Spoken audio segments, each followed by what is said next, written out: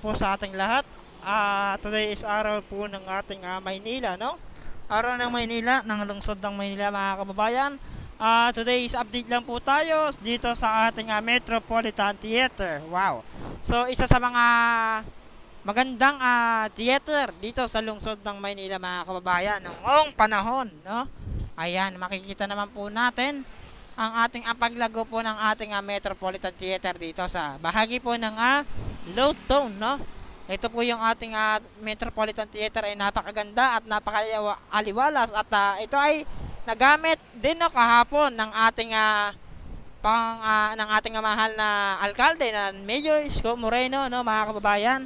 Itong Metropolitan Theater sa kanilang awarding, no? Wow, awarding. Wow. So congratulations po sa ating mga award na natanggap po ng ating taga Manila City Hall, no? Ayan.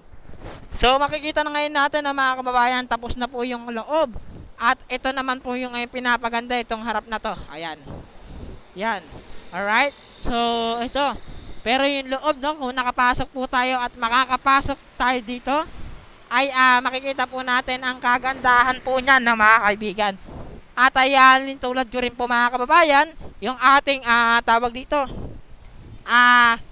studio ni tawag dito ni Kuya Germs. Wow.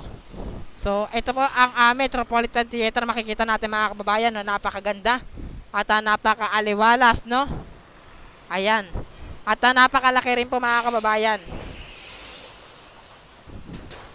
Ay. Ayan. Nalaglag yung aking face shield mga kababayan, ha. Ayan. So wait lang.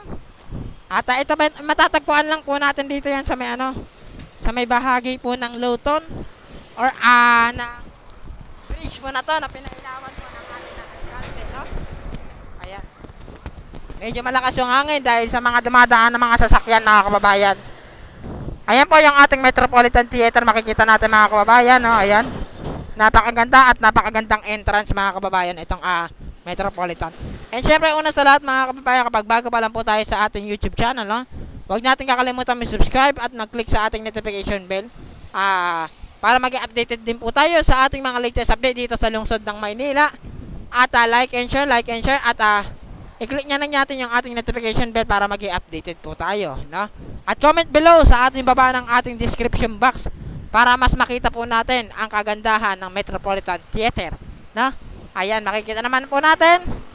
Ayan po mga kababayan, napakaganda, napakaaliwalas. Alright.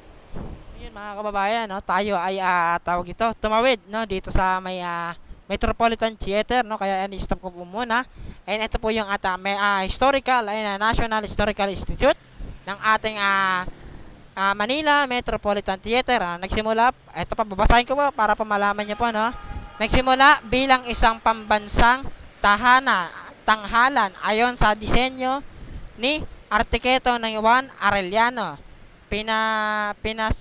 Pinasinayaan noong 1931, no, naging tanghalan ng mga artistang Pilipino at banyaga, nagpalabas ng mga opera, pageant at dulang Kastila at iglesia na isinalin sa Tagalog para sa mga Pilipino noong ikalawang digmaang pandaigdig na nasira ng bahagi noong 1945. Ang gumuhong gusali ay naging tirahan ng mga squatter at pinangalanang Besa Boxing Arena. Ibinalik sa dating marangal na anyo noong 1978 ng Komisyon ng Kalakang Maynila. Ayan. Sa pasensya na po, no, medyo iba malabo na. At ako ay nalalabuan din, no? Wala kasi akong salamin mga kababayan. Ayan.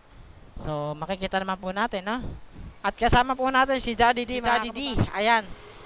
So kasama po natin ngayon si Daddy D, no, nag-update ngayon dito sa tawag dito sa Metropolitan Theater. At sisilipin natin kung gaano kalaki, no. At ito meron pang nakapaskil, no. Ito yung dating post office. Ayan, ito po yung post office, no. Ayan po mga kababayan. At yung ating likod ng tawag dito Pasig River mga kababayan, no. At napakalawak at napakalaki po ng ating Metropolitan Theater, no.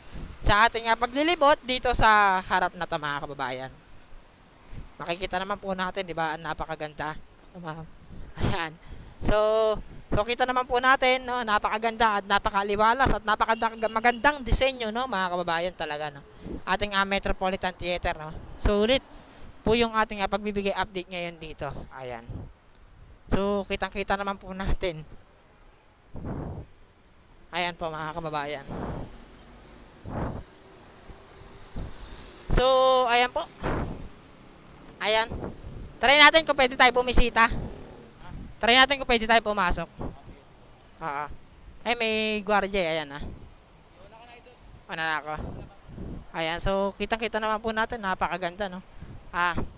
At sisilipin po natin kung pwede po tayo mag-update sa loob, no? Ayan, ng ating Metropolitan Theater. Tatanong muna natin, mga kababayan. Ayan. Mga kababayan, so nag-try po tayong pumasok pero bawal po kasi nga ongoing pa rin po yung ating construction. Okay, so tapos na nga po yung ating nasa loob, pero yung mga nasa gilid ay hindi pa po tapos, kaya bawal na po tayo mag-update ng mga kababayan. Pero kinakahapon, no, binuksan na ito at ginamit ng ating mahal na Pangulo, mahal na alkalde ng lungsod ng Maynila. Ayan. So, ayun sunta naman, kayo naman excited agad ayan makikita naman natin dito, no, napakaganda ng pagkagawa po ng ating main entrance ng ating Metropolitan Theater, no. Ayan, makikita naman po natin at meron na rin po mga halaman ngayon dito, no, ay itinanim. At ito po, kapag po ito ay namulaklak at bumunga, mga kababayan, ito ay make sure na maganda na po yung ating kaharapan ng ating Metropolitan Theater, no, mga kaibigan, yung ating harap, no. At grabe, napakalawak po talaga nito at napakaganda. So hindi man tayo pinalad na pumasok sa loob, pero soon nakakapasok po tayo, mga kababayan. Kaya lilibutin muna natin tong Metropolitan Theater, no, dito sa may bahagi na to, sa area po na to.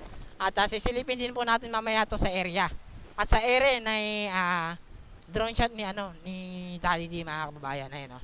So kitang-kita niyo na po, statue. So medyo may kamahalan po yung ating statue na yan, mga kaibigan, no. Ayan. Grabe. Alright. At mga kababayan, no, ito yung ating low tone, and palipanon muna ni Daddy D, no, yung ni Daddy D itong drone shot, mga kababayan. Ayan. So medyo mainit, at tayo inom muna ng tubig, no. At hintayin natin magpalipad si Daddy D ng drone shot, mga kababayan.